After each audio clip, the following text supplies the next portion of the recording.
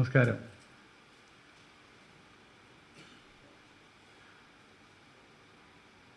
രാമായണം, ശ്രീമഹാരാമായണം. രാമായണ ചരിത്രമാണോ കഥയാണോ എന്ന് ചോദിച്ചാൽ വിശ്വാസിയായ ഞാൻ പറയും ചരിത്രമാണ്. ഒരു ചരിത്ര കഥയാണ് രാമായണം. ശ്രീമഹാരാമായണം ആ നിലയിലാണ് തയ്യാറാക്കപ്പെട്ടിട്ടുള്ളത്. രാമായണം ആരംഭിക്കുന്നത് ത്രേതായുഗ കാലത്താണ്. ത്രേതായുഗ കാലമാണ്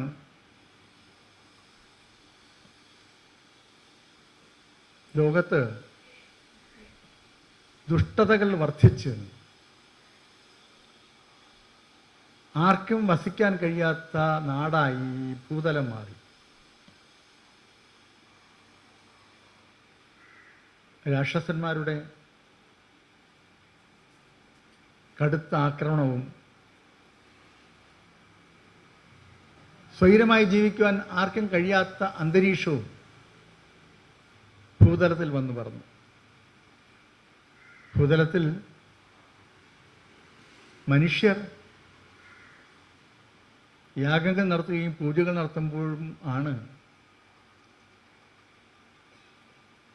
ദേവന്മാർക്ക് അല്ലെങ്കിൽ ദേവതകൾക്ക് പ്രസാദമായി അവരുടെ ആഹാരം ലഭിക്കുന്നത്. ഇതിൻ്റെ ഹവിസ്സാണ് ആഹാരമായി ദേവതകൾ കണക്കാക്കുന്നത്. ഭൂതലത്തിൽ യാഗമൊന്നും നടത്താൻ പറ്റത്തില്ലായിരുന്നു. ഋഷിമാരുടെ യാഗങ്ങളൊക്കെ നടക്കുമ്പോൾ ആ യാഗങ്ങളൊക്കെ ഈ രാക്ഷസർ വന്ന് അടിച്ചു കലക്കുകയും അവിടേക്ക് രക്തം ചീറ്റി ഒഴിക്കുകയോ എന്തെങ്കിലും ജന്തുവിനെ കൊന്നുകൊണ്ട് അവിടെ വലിച്ചെറിയുകയൊക്കെ ചെയ്യും. പല ഋഷിമാരെയും പിടിച്ചു തിന്നു കളയാറുണ്ട് രാക്ഷസന്മാർ, ഭക്ഷണമാക്കാറുണ്ട്. ഋഷിമാരെല്ലാം ഭയന്നാണ് ജീവിക്കുന്നത്. ഈ പുരോഹിതന്മാരെന്ന് പറയുന്ന ഒരു വിഭാഗം ദൈവത്തോടുള്ള ഭക്തിയും രാക്ഷസന്മാരോടുള്ള ഭയവുമായിട്ടായിരുന്നു അന്ന് ഭൂതലത്തിൽ ജീവിച്ചിരുന്നത്. ഒരു നിലയിലും സ്വൈരമായി മുന്നോട്ട് പോകാൻ പറ്റാത്ത അവസ്ഥ. ഈ രാക്ഷസന്മാരുടെ ഈ ഭരണം അല്ലെങ്കിൽ ഈ പ്രവൃത്തി ഈ വിധമായതിന് കാരണം അന്ന് ഭൂതലത്തിലെ രാക്ഷസ ചക്രവർത്തിമാരിൽ പ്രധാനിയായിരുന്നു രാവണൻ. ദശാനന് 10 തലകളോടുകൂടി വളരെ ശൂരവീര പരാക്രമിയായി ലങ്ക ഭരിക്കുന്ന രാവണൻ. ഇപ്പം രാവണൻ്റെ ദുർഭരണത്തിൽ രാവണൻ നേരിട്ട് ഉണ്ടാക്കുന്ന പ്രശ്നങ്ങൾ മാത്രമല്ല, രാവണൻ്റെ അനുരചരന്മാരായ ഈ രാക്ഷസ കിങ്കരന്മാർ നാടെമ്പാടും പ്രശ്നങ്ങളുണ്ടാക്കുമായിരുന്നു. ഇതിൽ ദുഃഖിതരായി ഭൂതലത്തിലുള്ള ഋഷിമാരും സജ്ജനങ്ങളും ഒക്കെ കഴിയുകയാണ്. ദേവലോകത്ത് രാവണൻ കടന്നു ചെന്ന് ദേവന്മാരെ ആക്രമിച്ചു.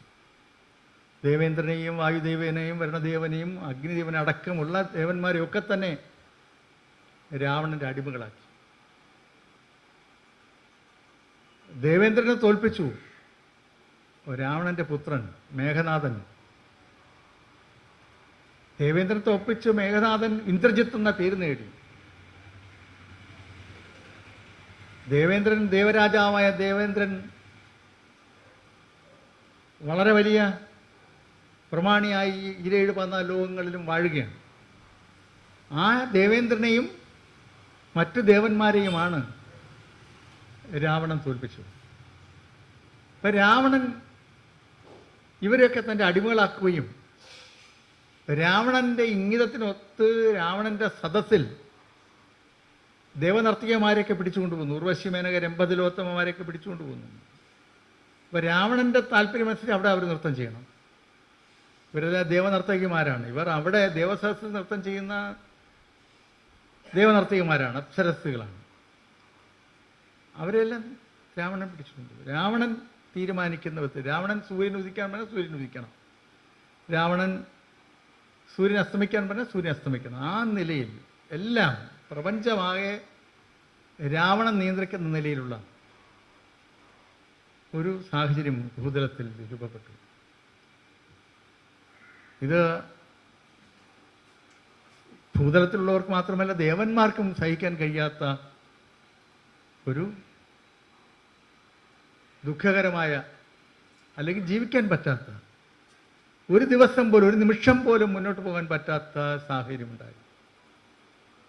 ഇവരെല്ലാം ഒന്നിച്ചു ചേർന്നു, ദേവന്മാർ എല്ലാവരും ഒന്നിച്ചു ചേർന്നു. എന്ത് ചെയ്യണം? ദേവേന്ദ്രനാണെങ്കിൽ സദാസമയം ദുഃഖിതനായിട്ടാണ് കാണുന്നത്. ദേവേന്ദ്രൻ്റെ ദുഃഖഭാവം കണ്ട് ദേവേന്ദ്രൻ്റെ ഭാര്യ ഇന്ദ്രാണി ഒരു നിർദ്ദേശം വെച്ചു. നമുക്ക് ദേവസദസ്സൊന്ന് വിളിച്ചു കൂട്ടിയാലോ? ദേവസദസ്സ് വിളിച്ചു കൂട്ടി എന്താണ് വേണ്ടതെന്നൊന്ന് ആലോചിക്കാം എന്ന് പറഞ്ഞു. അമരാവതി, ദേവേന്ദ്രൻ്റെ സദസ്സാണ്. അമരാവതിയിൽ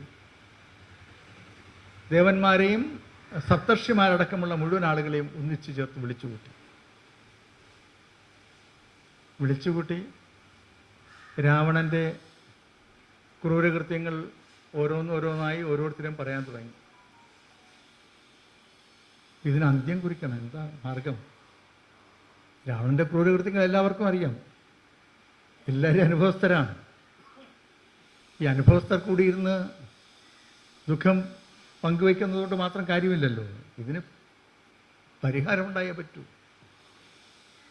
ദേവന്മാർ ഒന്നിച്ചു ചേർന്ന് ഒരു തീരുമാനമെടുത്തു. നമുക്ക് കൂട്ടായി ബ്രഹ്മലോകത്ത് പോയി ബ്രഹ്മദേവനെ കാണാം. ബ്രഹ്മദേവൻ എന്തെങ്കിലും ഇതിന് വഴി കാണാതിരിക്കത്തില്ല, ബ്രഹ്മദേവനെ കാണാം. അങ്ങനെ ബ്രഹ്മദേവനെ കാണാനായി ഈ യോഗ തീരുമാനത്തിൻ്റെ ഭാഗമായി ഇവർ എല്ലാവരും കൂടി ഒന്നിച്ച് ബ്രഹ്മദേവൻ്റെ അടുത്തെത്തി. അപ്പോൾ ഇവർ ചെല്ലുന്നതേ ബ്രഹ്മദേവൻ അറിയാം. ഇപ്പം ബ്രഹ്മദേവൻ ഇതെല്ലാം കേട്ടിട്ട് ബ്രഹ്മദേവൻ നിസ്സഹായനായി പറഞ്ഞു, രാവണൻ എൻ്റെ ഭക്തനാണ്.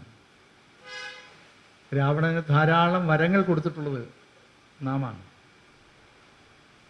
നമ്മുടെ വരശക്തിയാലാണ് രാവണൻ ഇത്രയധികം ശക്തി പ്രാപിച്ചിരിക്കുന്നത്. നമുക്ക് രാവണനെ നിഗ്രഹിക്കാനാവില്ല. ഒരു കാര്യം ചെയ്യാം, നമുക്കെല്ലാവർക്കും കൂടി കൈലാസത്ത് പോയി ശ്രീ മഹാദേവനെ കാണാം. ശ്രീ മഹാദേവൻ ഇതിനൊരു വഴി കാണാതിരിക്കില്ല. അങ്ങനെ പറഞ്ഞു. ഇവർ ബ്രഹ്മദേവൻ്റെ നേതൃത്വത്തിൽ, ബ്രഹ്മദേവൻ തന്നെ ഇവരെ കൂടെ കൂടി ബ്രഹ്മദേവൻ്റെ നേതൃത്വത്തിൽ നേരെ കൈലാസത്ത് പോയി. കൈലാസത്ത് പോയപ്പോൾ ശ്രീ പരമേശ്വരൻ ശ്രീ പാർവതിമൊത്ത് അവിടെ ഇരിക്കുകയാണ്. അപ്പോൾ ഇവരെ കണ്ടപ്പോൾ തന്നെ ശ്രീ പരമേശ്വരന് കാര്യം മനസ്സിലായി. അപ്പോൾ ശ്രീ പരമേശ്വരൻ പറഞ്ഞു, രാവണനെ ഇല്ലായ്മ ചെയ്യുക, വധിക്കുക. രാവണവധം മാത്രമാണ് ഇതിന് പരിഹാരമായുള്ളത്. പക്ഷേ അത് വധിക്കുക, അത് നമുക്ക് കഴിയില്ല. കാരണം നമ്മുടെ ഏറ്റവും വലിയ ഭക്തനാണ് രാവണൻ. രാവണൻ ഏറ്റവും വലിയ ശിവഭക്തനാണ്. ഇത്രയധികം ഭക്തിയുള്ള ഒരു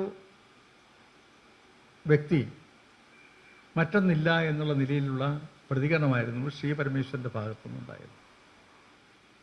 അപ്പം ബ്രഹ്മദേവൻ ഈ വിധം ആശങ്ക പ്രകടിപ്പിച്ചു, മഹാദേവനും കൈമലർത്തി. ഇനിയിപ്പോൾ എന്താ മാർഗം? അപ്പോൾ ശ്രീപരമേശ്വരൻ തന്നെ പറഞ്ഞു, ഒരു കാര്യം ചെയ്യൂ, എല്ലാ സമയത്തും പ്രശ്നങ്ങളുണ്ടാകുമ്പോൾ ശ്രീഹരിയുടെ സഹായമാണല്ലോ തേടുന്നത്. നിങ്ങൾ ശ്രീഹരിയെ പോയി കാണും. അങ്ങനെ ശ്രീഹരിയുടെ അടുത്തേക്ക് ഇവർ പോകാനൊരുങ്ങി. ശ്രീപരമേശ്വരൻ അവരെ അങ്ങോട്ട് യാത്ര അയച്ചു.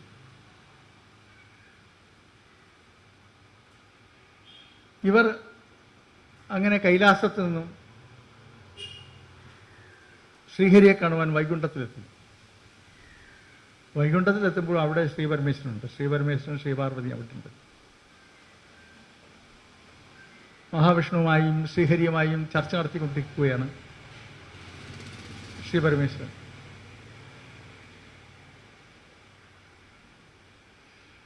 ഇവരെ കണ്ട മാത്രമേ തന്നെ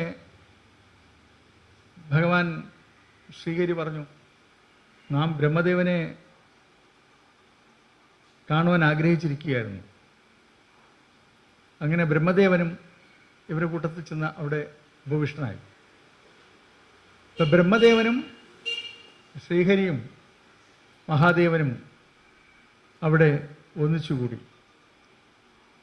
ഇവരുടെ പ്രശ്നങ്ങൾ ചർച്ച ചെയ്തു, ഭൂതലത്തിൻ്റെ ദുരവസ്ഥയെക്കുറിച്ച്. അപ്പോൾ മഹാവിഷ്ണു ശ്രീഹരിക്ക് ഈ വിഷയങ്ങളെല്ലാം അറിയാം. രാവണൻ്റെ ക്രൂരതകൾ, രാക്ഷസ കുലം തന്നെ ആകെ ഭൂതലത്തിൽ ഉണ്ടാക്കുന്ന പ്രശ്നങ്ങൾ, അവർ ഭൂതലത്തിൽ മാത്രമല്ല, അവർ ദേവലോകത്തും പ്രശ്നമാണ്, എല്ലായിടത്തും പ്രശ്നമാണ് രാക്ഷസ കുലം എന്ന് പറയുന്നത്. 14 ലോകങ്ങളിലും രാക്ഷസരുടെ അതിക്രമം ഒരു നിയന്ത്രണവുമില്ലാതെ ഇങ്ങനെ വർദ്ധിച്ചിരിക്കുകയാണ്.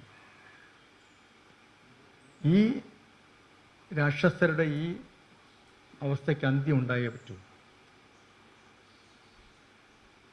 അതിന് പരിഹാരം കാണുവാൻ ഇവർ 3 പേരും ചേർന്ന് തീരുമാനിച്ചു. ശ്രീഹരി ദേവന്മാരോട് പറഞ്ഞു, നാം ഇതിന് വഴി കണ്ടെത്താം എന്ന് പറഞ്ഞു. നാം വഴി കണ്ടെത്താം എന്ന് പറഞ്ഞപ്പോൾ ദേവന്മാർക്ക് വളരെ സന്തോഷമായി. കാരണം ഇതിന് പരിഹാരമാകും എന്നുറപ്പായി. അങ്ങനെ വഴി കണ്ടെത്താം എന്ന് ശ്രീഹരിയുടെ ഉറപ്പാണ് രാമായണ കഥ അല്ലെങ്കിൽ രാമായണ ചരിത്രം ആരംഭിക്കുന്നത്. അവിടെയാണ് രാമായണ ചരിത്രം തുടങ്ങുന്നത്.